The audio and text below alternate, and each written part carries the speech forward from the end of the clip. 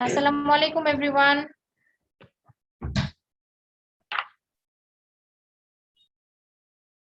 ওয়ালাইকুম আসসালামু আলাইকুম ম্যাম। ওয়ালাইকুম আসসালাম, কেমন আছো সবাই? জি ম্যাম, আলহামদুলিল্লাহ ভালো আছি। আপনি কেমন আছেন? আলহামদুলিল্লাহ। আচ্ছা, তোমাদের তো এর আগের দিনের ক্লাসটা হয় নাই, তোমরা যে কলেজে গিয়েছো রেজাল্ট দেওয়ার জন্য।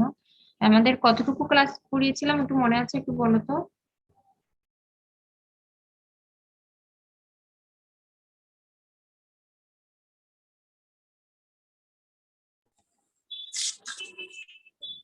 অ্যান্টিফাঙ্গাল কি শেষ করেছিলাম নাকি অ্যান্টিফাঙ্গাল ধরেই নাই, একটু বলো তো। ধরেন নাই ম্যাম। ধরে নাই না, তাহলে আজকে অ্যান্টিফাঙ্গাল পড়াবো তাই না? আচ্ছা ঠিক আছে, তাহলে আমি অ্যান্টিফাঙ্গাল শুরু করি।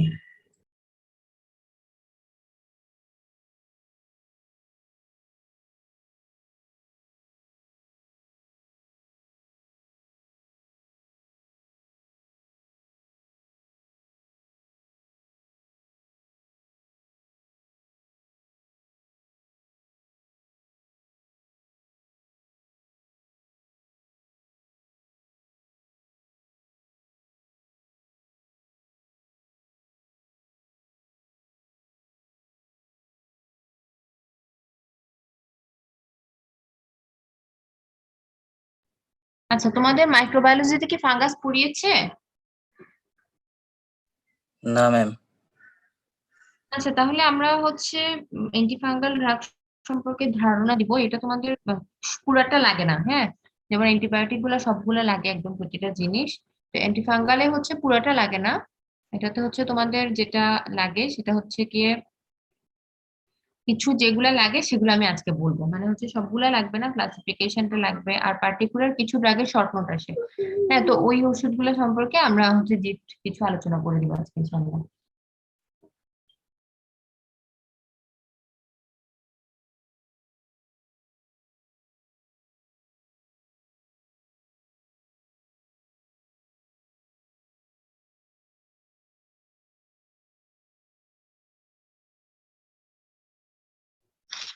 সরি, একটু আমি কাজে আছি, এই জন্য একটু ডিস্টার্বেড হচ্ছে। আচ্ছা, প্রথমে লিখো ক্লাসিফিকেশন। আচ্ছা, অ্যান্টিফাঙ্গাল ড্রাগটা কি? প্রথমে হচ্ছে আমরা জানি যে ফাঙ্গাল ইনফেকশন জিনিসটা কি, হ্যাঁ। যে ইনফেকশাস ডিজিজ গুলা ফাঙ্গাস দিয়ে হয় সেগুলাকে ফাঙ্গাল ইনফেকশন বলে। এটার আরেকটা নাম হচ্ছে মাইকোসিস।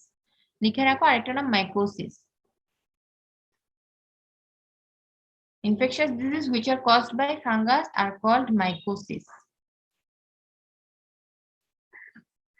তো এটা হচ্ছে সুপারফিশিয়াল হতে পারে, যেটা শুধুমাত্র স্কিনে হতে পারে। হ্যাঁ, আরেকটা হতে পারে হচ্ছে স্কিনকে পেনিট্রেট করে যেতে পারে। পেনিট্রেট করে কোথায় যেতে পারে? সাবকিউটেনিয়াস টিস্যুতেও ফাঙ্গাল ইনফেকশন হতে পারে। আর আরেকটা যেটা হতে পারে সেটা হচ্ছে সিস্টেমিক। সিস্টেমিক ইনফেকশন হতে পারে। তাহলে একটা হচ্ছে পেনিট্রেট করে, সে একটা হচ্ছে সুপারফিশিয়াল স্কিনে, শুধুমাত্র স্কিনে ইনফেকশন হতে পারে। আরেকটা হচ্ছে গিয়ে স্কিনকে পেনিট্রেট করে সাবকিউটেনিয়াস টিস্যুতে ইনফেকশন হতে পারে, অথবা হচ্ছে সিস্টেমিক ইনফেকশন হতে পারে, ফাঙ্গাল ইনফেকশন। আচ্ছা, তো এখন এই ফাঙ্গাস গুলার এগেইনস্টে আমরা হচ্ছে অ্যান্টিফাঙ্গাল মেডিসিন গুলা ব্যবহার করি। তো অ্যান্টিফাঙ্গাল মেডিসিন গুলার ক্লাসিফিকেশন লিখো। দেখো, ক্লাসিফিকেশন অফ অ্যান্টিফাঙ্গাল ড্রাগস।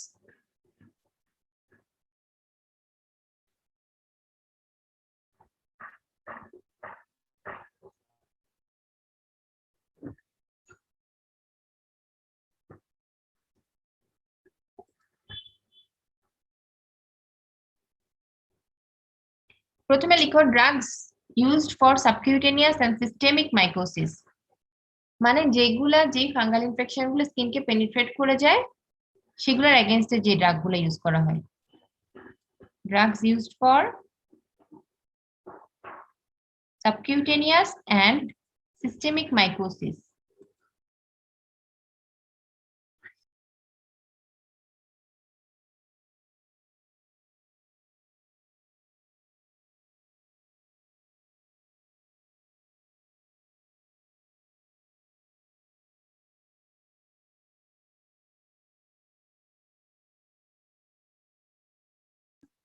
তাহলে drugs used for subcutaneous and systemic mycosis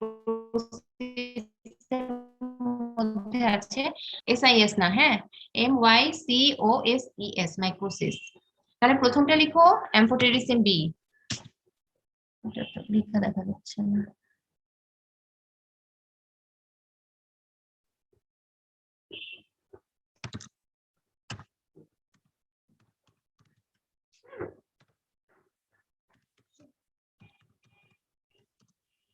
amphotericin B.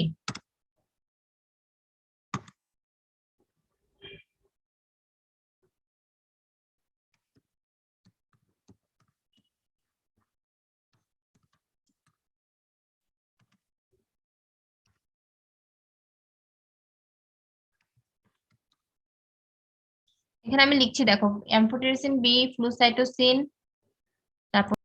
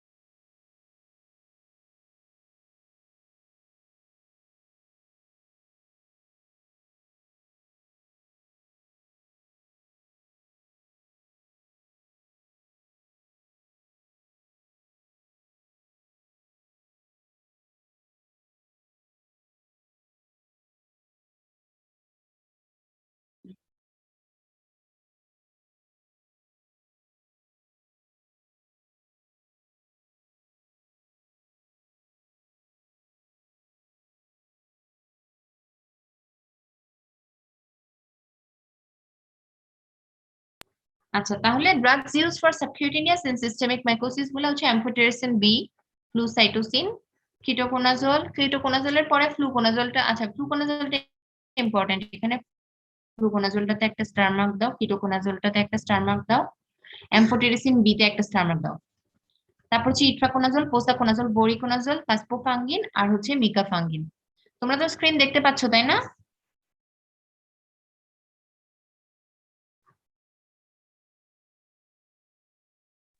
Yes ma'am, দেখা যাচ্ছে। আচ্ছা, 2 নাম্বার পয়েন্ট দাও, drugs used for cutaneous mycosis, মানে যেগুলো হচ্ছে সুপারফিশিয়াল, স্কিন পেনিট্রেট করে না, সেগুলোর জন্য আমরা কোনগুলো ইউজ করি? কিউটেনিয়াস মাইকোসিস,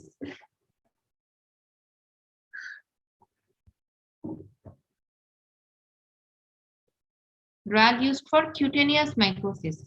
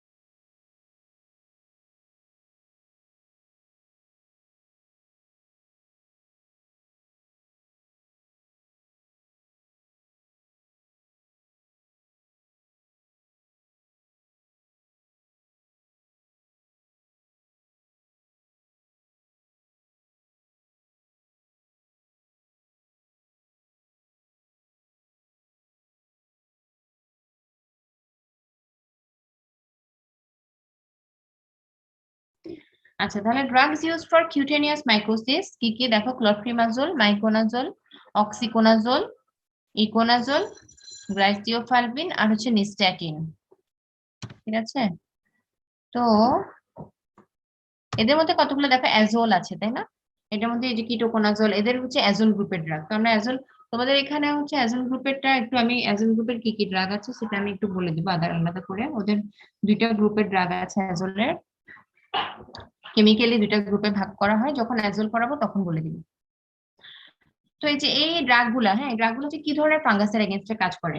তো তোমাদের যেহেতু ফাঙ্গাস পড়ানো হয়নি, তো আমি হচ্ছে কিছু ফাঙ্গাসের জাস্ট নাম বলছি, তোমরা এমনিতে জাস্ট শুনে রাখো, জাস্ট এমনিতে পরিচিত হওয়ার জন্য। এখানে তোমাদের ফাঙ্গাস সম্পর্কে ডিটেলস কিছুই জিজ্ঞেস করা হবে না, শুধু ফাঙ্গাসের নামগুলো একটু বলে রাখি। ফাঙ্গাসকে নর্মালি হচ্ছে দুইটা ব্রড ক্লাসিফিকেশনে ভাগ করা হয়, একটা হচ্ছে ইস্ট আর একটা হচ্ছে মোল্ড। হ্যাঁ, ইস্ট তোমরা জানো, ইস্ট হচ্ছে ব্রেড বানানো বা পিৎজা বানানোর সময় ইস্ট ইউজ করা হয়, সেই ইস্টটা হচ্ছে কিন্তু ফাঙ্গাস। আচ্ছা, ইস্ট আর একটা হচ্ছে মোল্ড।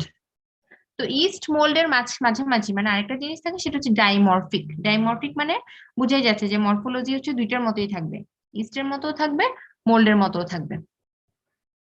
তাহলে সেগুলোকে বলা হয় হচ্ছে ডাইমরফিক ফাঙ্গাস। Dimorphic fungus. আচ্ছা, এখন ইস্টের মধ্যে কিছু আছে ক্যান্ডিডা স্পেসিস, তোমরা হয়তো এর মধ্যে ক্যান্ডিডা কেউ কেউ শুনেও থাকতে পারো। ক্যান্ডিডা একটা খুব কমন ফাঙ্গাস, ক্যান্ডিডা অ্যালবিগেন্স বলা হয় যেটা, ক্যান্ডিডা স্পেসিস। হ্যাঁ, ক্যান্ডিডা স্পেসিস এর মধ্যে অনেকগুলো ক্যান্ডিডার সাব ক্লাসিফিকেশন আছে। আরেকটা হচ্ছে নিউমোসিস্টিস জিরোভিসিস স্পেসিস, আরেকটা হচ্ছে ক্রিপ্টোকক্কাস নিওফরম্যান্স। তো যে ক্যান্ডিডাটা হচ্ছে নর্মাল মানুষদেরও ইনফেকশন করে, ইমিউনো কম্প্রোমাইজদেরও করে, ইমিউনো কম্প্রোমাইজদের তো করেই। আর যেটা নিউমোসিস্টিস জিরোভিসি, নিউমোসিস্টিস জিরোভিসিটা ইউজুয়ালি হচ্ছে যারা এইচআইভি ইনফেক্টেড পার্সন, হ্যাঁ, অথবা মানে যাদের ইমিউনো কম্প্রোমাইজ থাকে যারা, অথবা যাদের অন্যান্য সাবসিকুয়েন্ট ইনফেকশন থাকে, তাদের ক্ষেত্রে নিউমোসিস্টিস জিরোভিসি দিয়ে ইনফেকশন হয়। নর্মাল যারা ইমিউনো কম্পিটেন্ট পার্সন, মানে যাদের হচ্ছে ইমিউন সিস্টেমটা নর্মাল কম্পিটেন্ট, তাদের ক্ষেত্রে নিউমোসিস্টিস জিরোভিসি দিয়ে ইনফেকশন হয় না। আরেকটা হচ্ছে ক্রিপ্টোকক্কাস নিওফরম্যান্স, যেটা এটা মেনিনজাইটিস করে, নর্মাল পার্সনদেরও করে। ডায়াবেটিক গুলোর মধ্যে থাকে হচ্ছে প্লাস্টোমাইকোসিস, ককলিওইডোমাইকোসিস, হ্যাঁ, তারপর হচ্ছে হিস্টোপ্লাজমা ক্যাপসুলেটাম, হ্যাঁ, এইগুলা। তারপর মোল্ডের মধ্যে আবার তিন ধরনের আছে, একটা হচ্ছে অ্যাসপারজিলাস স্পেসিস, আর একটা হচ্ছে মিউকরমাইকোসিস, আর একটা হচ্ছে ডার্মাটোফাইট। তো এদের মধ্যে আরো অনেক অনেক সাব ক্লাসিফিকেশন আছে, এগুলো তোমরা ফাঙ্গাসের স্ট্রাকচার ক্লাসিফিকেশন এগুলো সব শিখবে হচ্ছে মাইক্রোবায়োলজিতে। এখানে আমি শুধু নামগুলো একটু বললাম, যাতে ডিজিজের সাথে তোমাদের একটু মানে বলতে, ডিজিজ গুলো বলতে সুবিধার জন্য আর কি, যে কোন ডিজিজে কোনটা ইউজ করা হয়।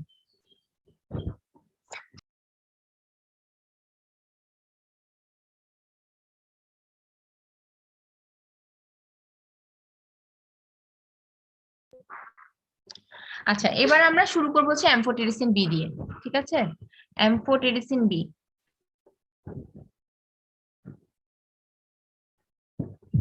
এইখানে রাখো অ্যামফোটেরিসিন বি। অ্যামফোটেরিসিন বিটা আমরা একটু ডিটেলস পড়বো, এটা হচ্ছে অনেক সময় শর্ট নোট আসে।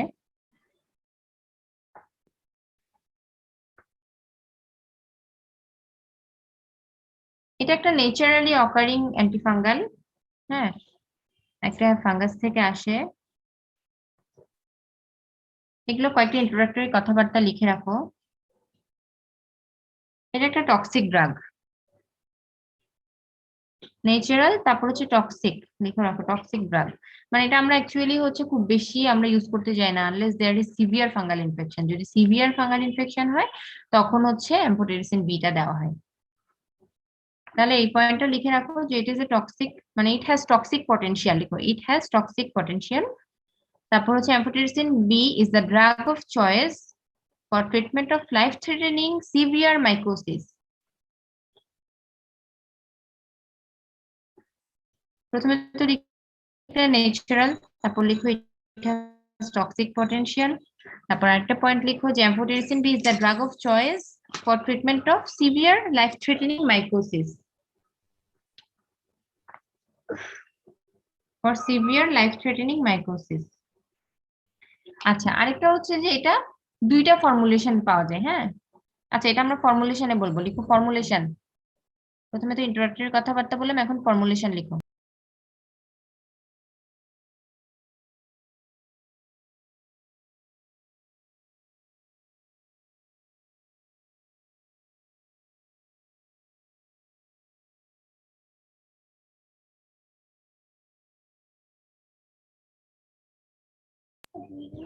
আচ্ছা, তাহলে হচ্ছে এখন আমরা দেখবো কি ফর্মুলেশন। ফর্মুলেশন হচ্ছে এটা দুই ধরনের ফর্মুলেশন পাওয়া যায়। এমনিতে দেওয়া হয়েছে অ্যাডমিনিস্ট্রেড বাই, প্রথমে লিখো যে administered by slow IV infusion, slow intravenous infusion. আমরা এটা ইন্ট্রাভেনাসলি দেই, স্লো ইন্ট্রাভেনাস ইনফিউশন দিয়ে দেই আমরা, স্লো ইন্ট্রাভেনাস ইনফিউশনে দেই। আচ্ছা, তাহলে এটা হচ্ছে দুই ধরনের ফর্মুলেশন পাওয়া যায়। একটা হচ্ছে ট্রেডিশনাল বা কনভেনশনাল, দেখো কনভেনশনাল এম্ফোটেরিসিন বি ফর্মুলেশন দুই ধরনের, একটা হচ্ছে কনভেনশনাল এম্ফোটেরিসিন বি। আচ্ছা, তো কনভেনশনাল এম্ফোটেরিসিন বি যেটা, এটা হচ্ছে গিয়ে ইউজুয়ালি ইনসলিবল ইন ওয়াটার। তো সলিবল যদি না হয়, হ্যাঁ ইনসলিবল ইন ওয়াটার, আমরা জানি যে ওয়াটার সলিবল ড্রাগ গুলো আমরা কি ইন্টারভেনাস ইনফিউশন দিই। তো এটাকে সেজন্য এটা কোফর্মুলেট করা হয় কিসের সাথে, একটা সাবস্টেন্সের সাথে, সেটার নাম হচ্ছে সোডিয়াম ডিঅক্সিকোলেট। এটা তোমাদের ওরকম লাগবে না, জাস্ট হচ্ছে যারা খুব ভালো পারবে তাদেরকে জিজ্ঞেস করতেও পারে, নাও করতে পারে। সোডিয়াম ডিঅক্সিকোলেট এই সাবস্টেন্সটা দিয়ে এটা ফর্মুলেট করা হয় ওয়াটার সলিবল করার জন্য, ঠিক আছে। আর আরেকটা ফর্মটা হচ্ছে লাইপোজোমাল প্রিপারেশন। লিখো liposomal amphotericin B, liposomal amphotericin B, liposomal মানে লাইপোজোমাল এম্ফোটেরিসিন বি। তো এটা কি, এটা হচ্ছে যে আর্টিফিশিয়াল লিপিড অ্যাড করা হয় এটার মধ্যে, হ্যাঁ লাইপোজোম ফর্ম করার জন্য এটার মধ্যে কি অ্যাড করা হয়, আর্টিফিশিয়াল লিপিড অ্যাড করা হয় লাইপোজোম ফর্মেশনের জন্য। এটা হচ্ছে লাইপোজোমাল ফর্মুলেশন বা লাইপোজোমাল এম্ফোটেরিসিন বি। আর একটা হচ্ছে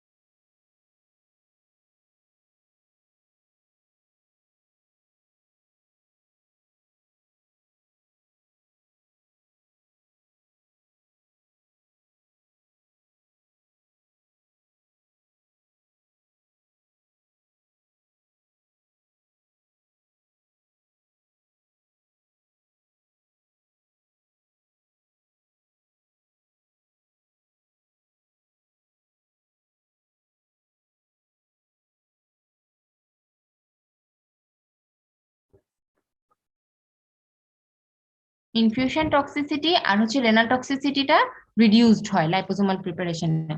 আর ডিসঅ্যাডভান্টেজ হচ্ছে এটার হচ্ছে কস্টটা হচ্ছে হায়ার কস্ট।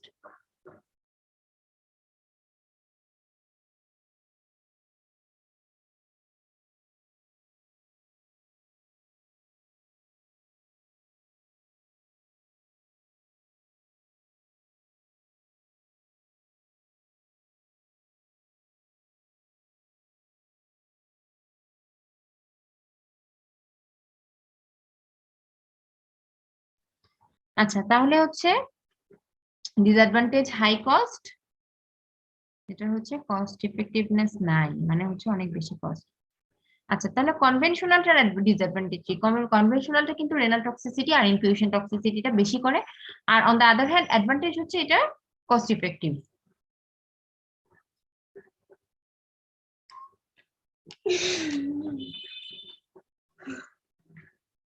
আচ্ছা, এবার আসে অ্যাবজর্পশন। তো অ্যাবজর্পশনের তো কোনো ব্যাপার নাই, কারণ কি, কারণ হচ্ছে আমরা এটা ইন্টারভেনাসলি দিচ্ছি, তাই না, অ্যাবজর্পশনের দরকার নেই, সরাসরি আমরা আর্টারিতে দিয়ে দিচ্ছি। তাহলে আসো হচ্ছে এবার ডিস্ট্রিবিউশন। Amphotericin B লিখো extensively bound to plasma proteins and distributed throughout the body. Extensively bound to plasma protein and distributed throughout the body, but very little amount found in CSF. এটা লিখে ফেলো, very little amount found in CSF, vitreous humor and amniotic fluid. তাহলে extensively bound to plasma protein and distributed throughout the body, but very small amount found in CSF, vitreous humor, and amniotic fluid. Amphotericin B crosses the placenta. Crosses the placenta.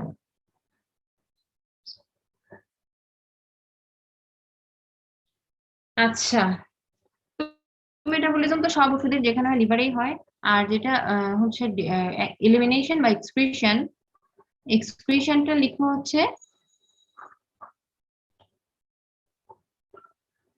urine excretion হয় excreted through the urine and also some amount excreted through bile. তার মানে এটা bile এবং urine দুটো দিয়ে excreted হয়.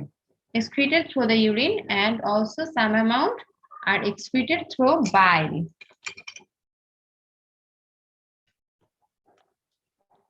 Some amounts are excreted through bile. আচ্ছা, তাহলে ডোজ অ্যাডজাস্টমেন্ট হচ্ছে হেপাটিক ডিসফাংশন যাদের, তাদের ক্ষেত্রে দরকার হয় না, ঠিক আছে? যাদের যেসব পেশেন্টের হেপাটিক ডিসফাংশন থাকে তাদের ক্ষেত্রে আমাদের এই যে ডোজ অ্যাডজাস্টমেন্টের দরকার হয় না।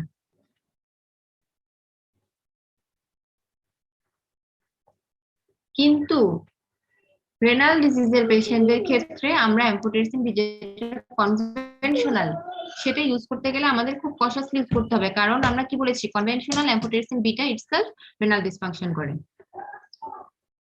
সেজন্য এটার ডোজটা হচ্ছে 50% কমিয়ে দিতে হবে রেনাল ডিজিজের পেশেন্টের ক্ষেত্রে। 50% ডোজ রিডাকশন লাগবে। কোনটা? কনভেনশনালটা, নট দা লাইপোসোমাল প্রিপারেশন।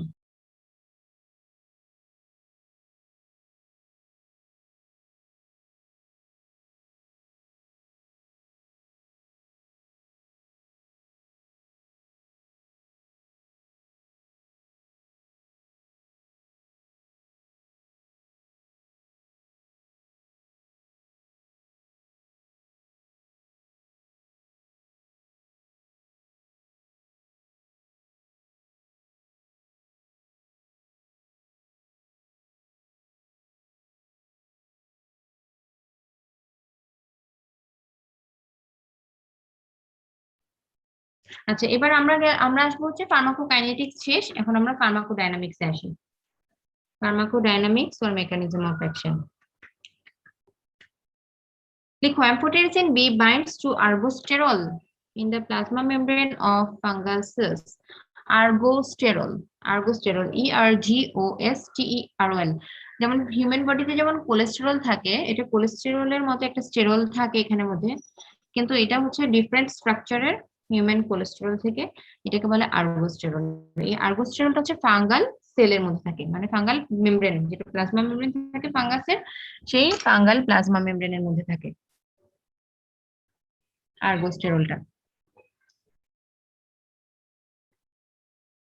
তাহলে প্রথম লাইন লিখো amphotericin B binds to ergosterol in plasma membrane of sensitive fungal cells.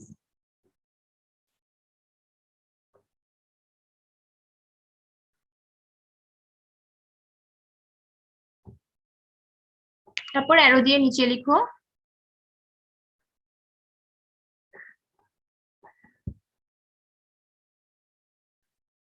formation of pores or channels that হ্যাঁ একটু কি লিখো formation of pores or channels, তারপর আবার নিচে লিখবা অ্যারো দিয়ে formation of pores or channels.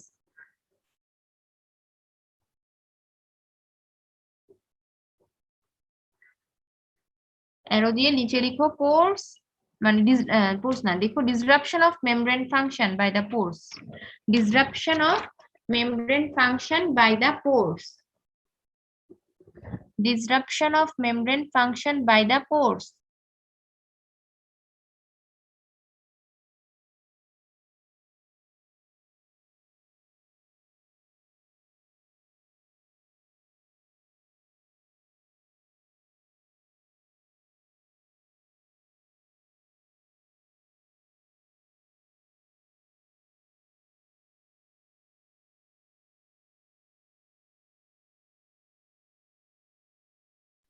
আচ্ছা, তারপর লিখো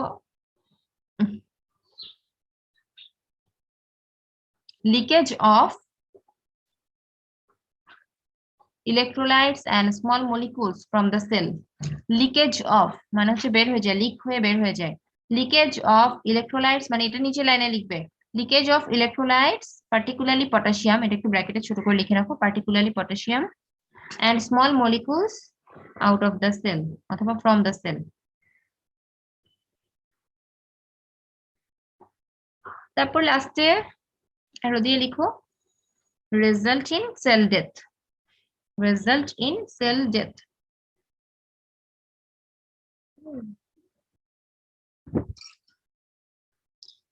তারপর লিখবা অ্যান্টিফাঙ্গাল স্পেকট্রাম অফ অ্যাক্টিভিটি, মানে কোন কোন ফাঙ্গাসের এগেইনস্টে এটা কাজ করে, antifungal spectrum of activity.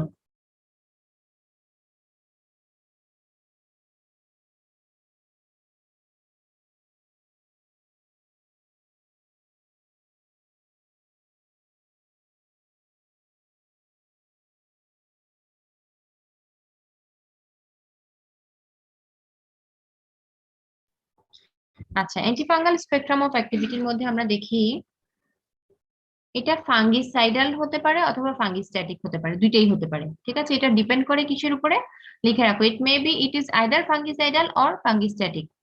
Amphotericin B is either fungicidal or fungistatic, মানে আইদার ফাঙ্গাসকে হচ্ছে কিল করে অথবা ফাঙ্গাসের গ্রোথটাকে ইনহিবিট করে। ফাঙ্গিসাইডাল মানে কিল করে ফাঙ্গাসকে, অথবা ফাঙ্গিস্ট্যাটিক মানে ফাঙ্গাসের গ্রোথটাকে ইনহিবিট করে।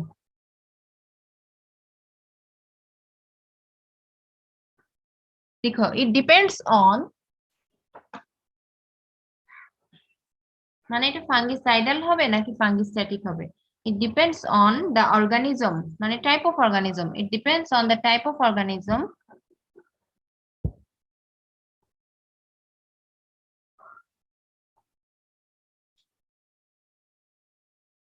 it depends upon the type of organism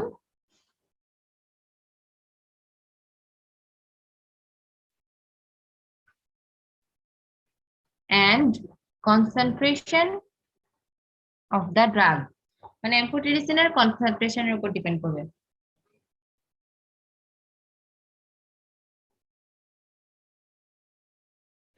It depends upon type of organism and concentration of drug.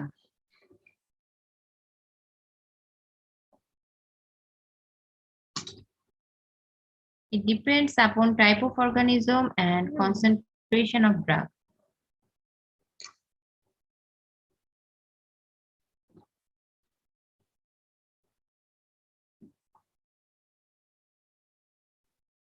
আচ্ছা, তাহলে কার কার এগেইনস্ট এটা ইউজ হয়, আমি এখানে লিখছি, তোমরা দেখো কিসের কিসের এগেইনস্ট এটা ইউজ হয়।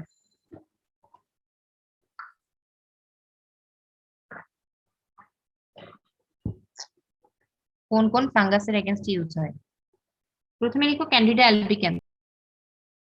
Ma'am ma'am leakage of electrolytes এর পরে কি বলেছিলেন? লিকেজ অফ, এটা তো অনেক আগের কথা, leakage of electrolytes particularly potassium and small molecules from the cell. Leakage of electrolytes and small molecules from the cell.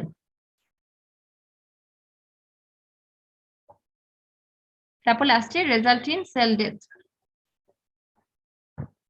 আচ্ছা, এবার অ্যান্টিফাঙ্গাল স্পেকট্রাম অফ অ্যাক্টিভিটি গুলা লিখো, ফাঙ্গাস গুলার নাম লিখো, আমি লিখে দিচ্ছি এখানে। প্রথমে লিখো ক্যান্ডিডা অ্যালবিক্যান্স,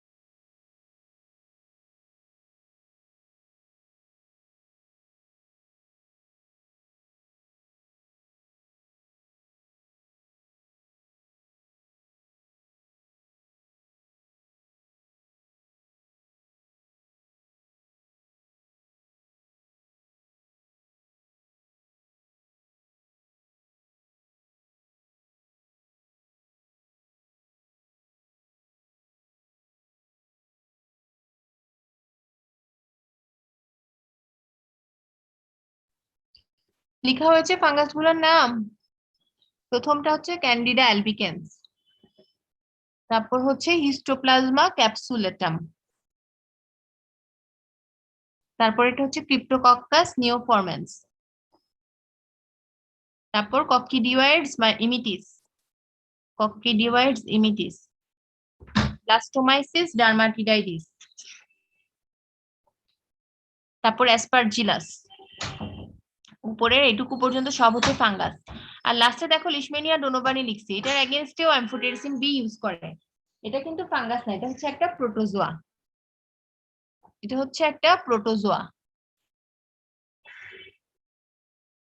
আচ্ছা তোমরা এটা লেখা কমপ্লিট করো, যদি ক্লাসটা 1 মিনিট পরে ইয়ে হয়ে যাবে আমি আবার স্টার্ট করব, তোমরা আবার জয়েন করো।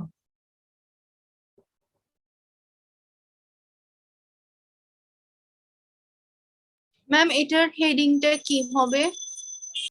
Antifungal spectrum of activity. Aspergillus পর্যন্ত ফাঙ্গাস, কিন্তু এখানে আসলে লিশমেনিয়া বলবো না, কিন্তু পরে যেহেতু লিশমেনিয়ার এগেনস্টেও কাজ করে, প্রোটোজোয়া একটা এগেনস্টে কাজ করে অ্যাম্ফোটেরিসিন বি, তো এমনিতে এখানে বলে নিলাম আর কি। তোমাদেরকে হয়তো পরীক্ষা জিজ্ঞেস করতে পারে যে অ্যাম্ফোটেরিসিন বি কার কার এগেনস্টে কাজ করে, তখন এর মধ্যে ফাঙ্গাস বলবা, আবার হচ্ছে প্রোটোজোয়া বলবা। প্রোটোজোয়া হচ্ছে লিশমেনিয়া ডোনোভানি।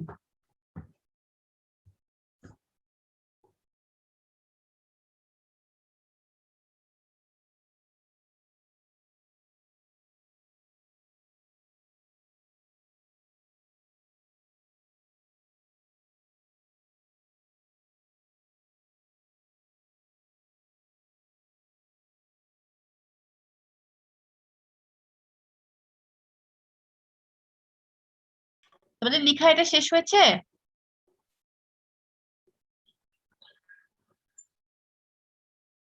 শেষ হলে আমি আরেকটা আবার ইয়ে শুরু করছি, একটা মিটিং।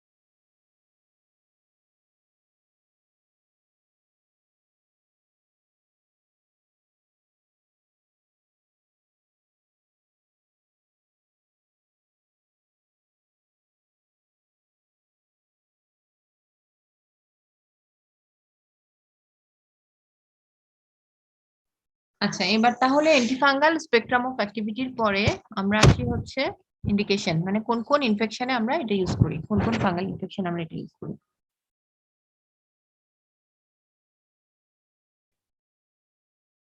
তো আমরা প্রথমেই একটা জিনিস বলে নিয়েছিলাম কি, যে এটা আমরা শুধুমাত্র সিভিয়ার লাইফ থ্রেটেনিং ইনফেকশন গুলোতে ইউজ করি, কারণ এটা একটা টক্সিক ড্রাগ, তাই না? তাহলে হচ্ছে ক্যান্ডিডা দিয়ে যে ইনফেকশন গুলো হয়, যদি সিভিয়ার ইনফেকশন হয় তাহলে আমরা ইউজ করবো সিভিয়ার ক্যান্ডিডা ইনফেকশন অথবা সিভিয়ার ক্যান্ডিডিয়াসিস। লিখো severe form of candidiasis, severe form of candidiasis.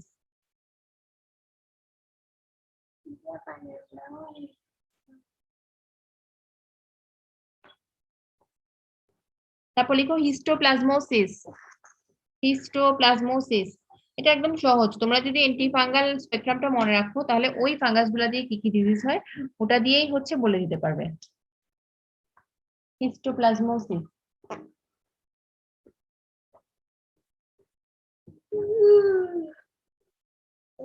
Meningitis, cryptococcal meningitis. লিখো ক্রিপ্টোকক্কাল মেনিনজাইটিস, ক্রিপ্টোকক্কাল মেনিনজাইটিস।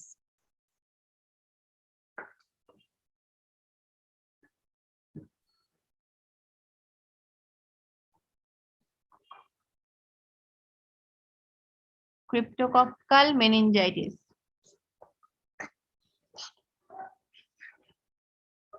তারপর হচ্ছে কক্সিডিওয়েডো মাইকোসিস। একটা দেখো কক্সিডিওয়েড ইমিটিস লিখছো না তোমরা, ওটা থেকে ওটার সাথে লিখে দাও কক্সিডিওয়েডো মাইকোসিস, ওটার সাথে মাইকোসিস অ্যাড করে দাও তাহলেই হবে। কক্সিডিওয়েডো মাইকোসিস।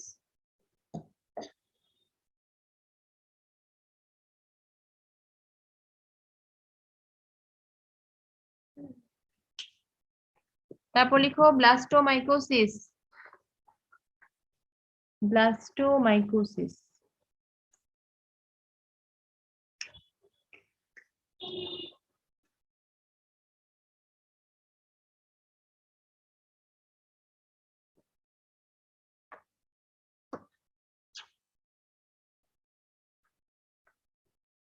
তারপর লিখো অ্যাসপারজিলোসিস, অ্যাসপারজিলোসিস, অ্যাসপারজিলাস দিয়ে হয় অ্যাসপারজিলোসিস।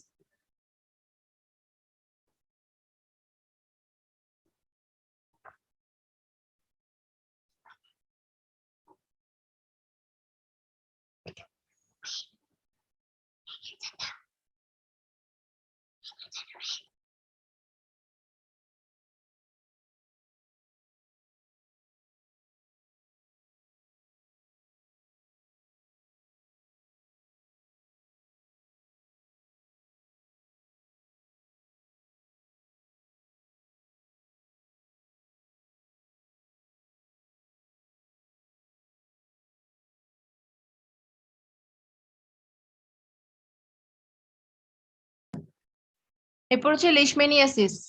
লিশমেনিয়াসিসটা তো ফাঙ্গাল ইনফেকশন না?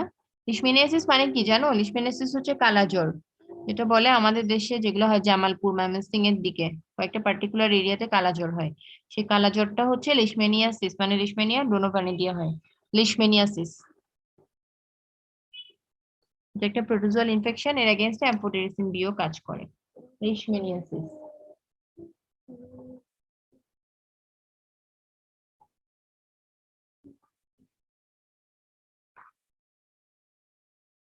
আচ্ছা, এবার আসো হচ্ছে adverse effects.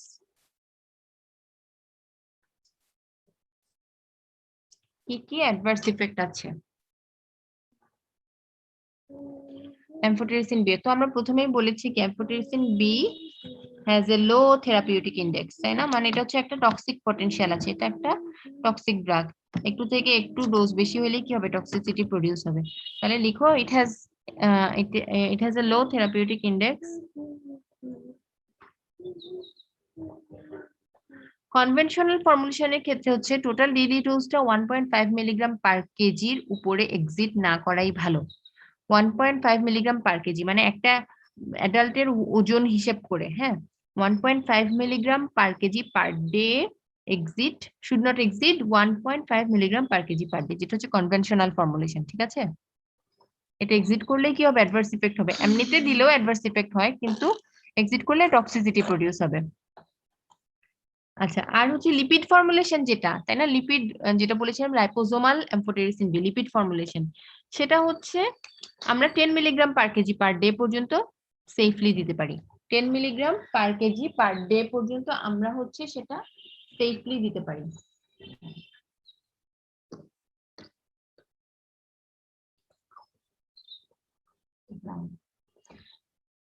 10 milligram per KG per day পর্যন্ত আমরা সেফলি দিতে পারি। তো কি কি অ্যাডভার্স ইফেক্ট হয় লিখো। Fever and chills, most commonly কি হয়? ফিভার এন্ড চিলস, মানে একটু শিভারিং হবে পেশেন্টের, জ্বর আসবে। এটা হচ্ছে 1 থেকে 3 ঘন্টার মধ্যে হয়। যখন আমরা আইভি অ্যাডমিনিস্ট্রেশন করি ইনফিউশনে, তখন আইভি অ্যাডমিনিস্ট্রেশন শুরু করার 1 থেকে 3 ঘন্টার মধ্যে within 1 to 3 hours fever and chills হয়। কিন্তু হচ্ছে এটা আবার নেক্সট যখন আমরা সাবসিকুয়েন্ট অ্যাডমিনিস্ট্রেশন করব, আবার যখন এর পরের দিন দিব পেশেন্টকে, তখন আবার হয় না, মানে আস্তে আস্তে সেটা বা কম আসে জ্বরটা, আবার তারপর হচ্ছে এরপরের ডেতে আরো কমে যায় এরকম। তাহলে usually subside with repeated administration of the drug, মানে এটা বারবার মেডিসিনটা দিলে এই সিমটমটা কমে যায়, ফিভার এন্ড চিলসটা কমে যায়। আরেকটা জিনিস যেটা করা যায়, এই ওষুধটা দেওয়ার আগে আমরা কি দিতে পারি? Steroid. Pre-medication with a corticosteroid or an antibiotic can prevent this problem. Pre-medication with corticosteroid and antibiotic can prevent this problem. Fever and chills টা তাহলে আর হয় না যদি আমরা এই ওষুধটা দেওয়ার আগে corticosteroid আর antibiotic দিয়ে রাখি পেশেন্টকে। আচ্ছা, এরপরের পয়েন্ট লিখো, renal impairment. Renal impairment ma'am can prevent এর পরে কি বলেছিলেন? can prevent this problem. Can prevent this problem.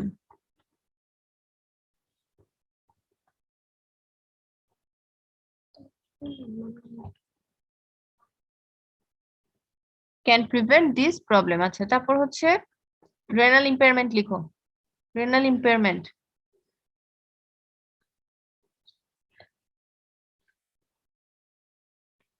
কি হয়? সেরাম ক্রিয়েটিনিন মে ইনক্রিজ, মানে ক্রিয়েটিনিন লেভেলটা বেড়ে যেতে পারে। কিডনি ইম্পেয়ারমেন্টের প্রাইমারি সাইন কি, মানে আমরা টেস্ট কি করে বুঝি পেশেন্টের ক্রিয়েটিনিন বেড়ে যায়, তাই না? Serum creatinine may increase, creatinine ক্লিয়ারেন্সটা কমে যেতে পারে। ঠিক আছে, ক্রিয়েটিনিন ক্লিয়ারেন্স ক্যান ডিক্রিজ।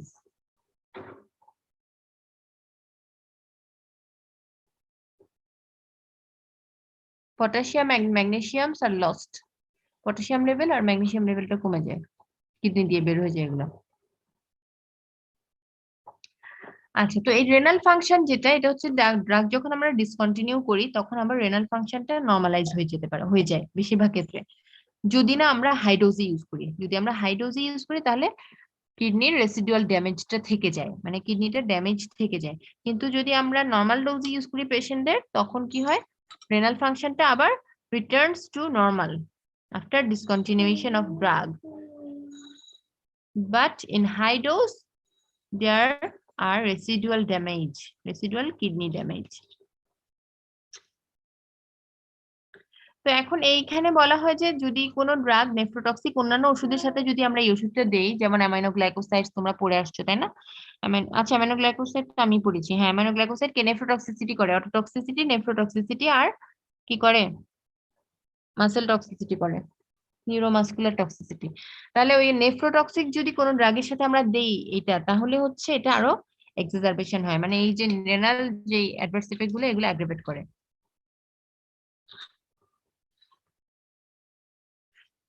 তো এই জন্য আমাদেরকে কি করতে হবে? পেশেন্টের হাইড্রেশন মেনটেন করতে হবে, অ্যাডিকুয়েট হাইড্রেশন, যাতে ওষুধটা দেওয়ার পরে ওষুধটা শরীর থেকে ওয়াশ আউট হয়ে যায়, মানে বের হয়ে চলে যায় তাড়াতাড়ি। সেজন্য আমাদের কি করতে হবে? যেসব পেশেন্টকে আমরা এম্ফোটেরিসিন বি দেই তাদের ক্ষেত্রে আমাদের অ্যাডিকুয়েট হাইড্রেশন করতে হবে। তাহলে adequate hydration can decrease the severity, মানে এই যে রেনাল ইম্পেয়ারমেন্টের সিভিয়ারিটিটা হচ্ছে অ্যাডিকুয়েট হাইড্রেশন দিয়ে কমে যায়।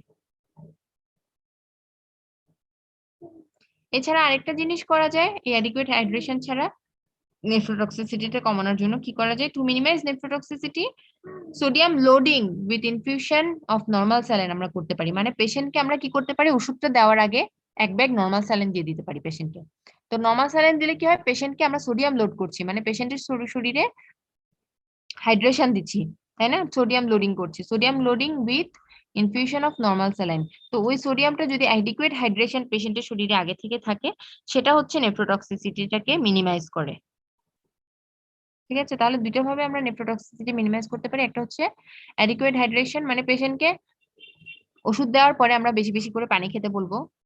আরেকটা জিনিস করতে পারি, আগে থেকে আমরা পেশেন্টকে নর্মাল স্যালাইন, এক ব্যাগ নর্মাল স্যালাইন ইনফিউজ করতে পারি, মানে পেশেন্টের শরীরে আইভি ইনফিউশন দিতে পারি। সেটা কি হবে, তাহলে নেফ্রোটক্সিসিটিটাকে মিনিমাইজ করবে। আর হচ্ছে এগুলা হয় কোনটার ক্ষেত্রে, মেইনলি কনভেনশনাল এম্ফোটেরিসিন বি, অ্যাগেইন যেটা আমরা আগে বলেছি, কনভেনশনাল এম্ফোটেরিসিন বি দেওয়া হয়, নট দা লাইপোসোমাল এম্ফোটেরিসিন বি। তাহলে যদি আমরা এটা অ্যাভয়েড করতেই চাই, যদি এফোর্ডেবল পেশেন্ট, মানে পেশেন্ট যদি এফোর্ড করতে পারে, যদি পেশেন্টের টাকা পয়সা থাকে, তাহলে পেশেন্টকে কি দিবা, লাইপোসোমাল এম্ফোটেরিসিন বিটা দিবা। পেশেন্টের উপর ডিপেন্ড করে, তাহলে তখন পেশেন্টকে লাইপোসোমাল, পেশেন্ট যদি সলভেন্ট হয়, পেশেন্টকে লাইপোসোমাল এম্ফোটেরিসিন বি দিলে আমরা রেনাল ইম্পেয়ারমেন্টের প্রবলেম গুলো অ্যাভয়েড করতে পারবো। 3 number adverse effect, hypotension.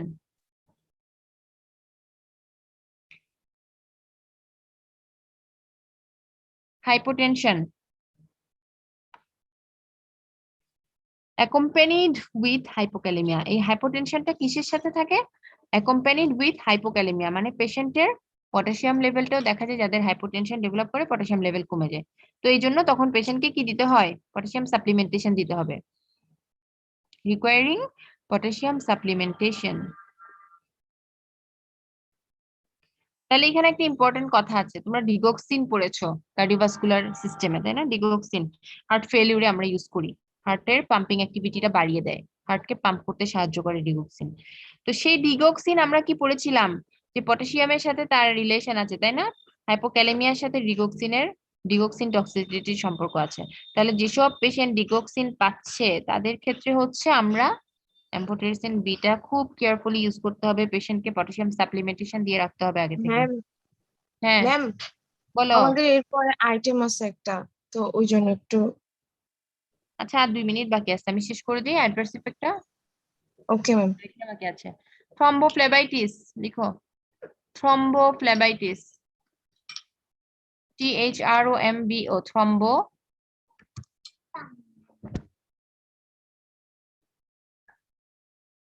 ফ্লেবাইটিস।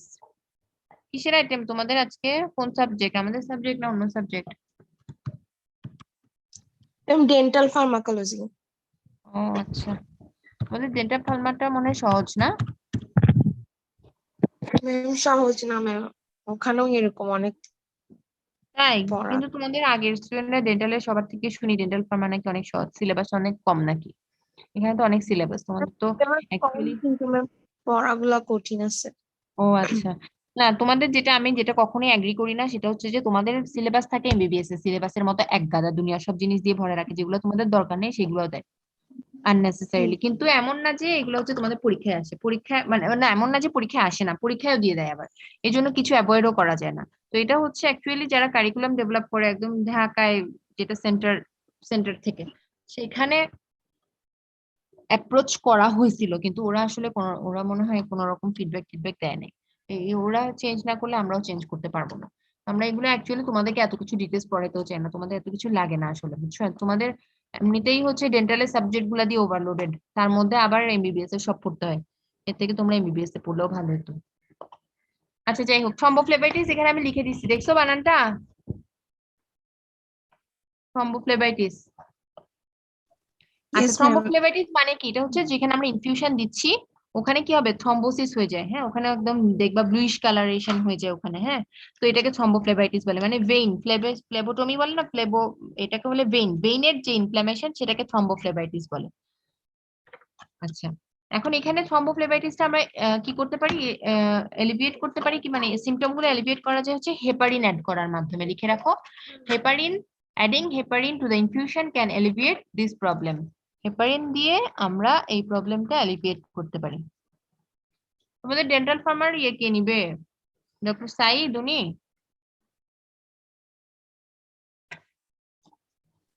Ma'am Fatema ma'am, Umme Khairul Fatema ma'am. আচ্ছা উনি আসছেন, আচ্ছা আচ্ছা ঠিক আছে বুঝছি। আজকাল তো ডেন্টাল ফার্মায় কেউ ছিল না।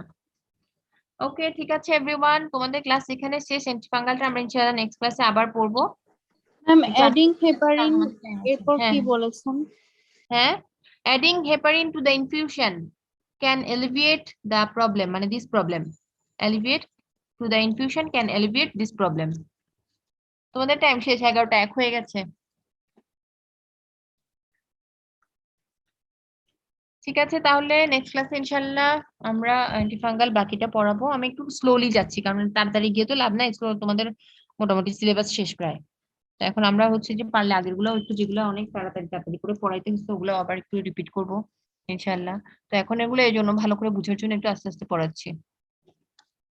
ঠিক আছে এভরিওয়ান, আল্লাহ হাফেজ, আসসালামু আলাইকুম। আর হচ্ছে কে মাইশা নাকি ইনসান, যে কোনো একজন আমাকে দিয়ে নিবা।